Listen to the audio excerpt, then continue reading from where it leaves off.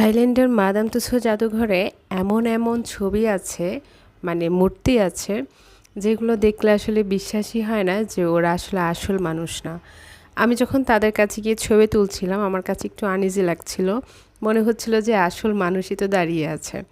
মানে খুব একটা বুঝতেই পারবেন না যে সেটা আসল না নকল।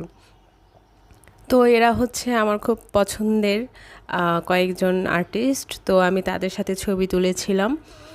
এছাড়া অনেককে আমি চিনিই নি, কারণ হচ্ছে অনেক মুভি এখন আর আসলে দেখা হয় না। তো যাদেরকে অনেক ছোটোকাল থেকে আসলে দেখে এসেছি, তাদেরকে আসলে দেখছিলাম, ভালো করে মন ভরে দেখছিলাম, ছবি তুলছিলাম। মাঝে মাঝে মনে হচ্ছিল যে আমার পাশে আমার পছন্দের মানুষটাই দাঁড়িয়ে আছে। তো এভাবে আমরা ঘুরছিলাম। পুরো ভিডিওটা এখনও দেওয়া হয়নি, খুব তাড়াতাড়ি চলে আসবে ভিডিওটা। এই তো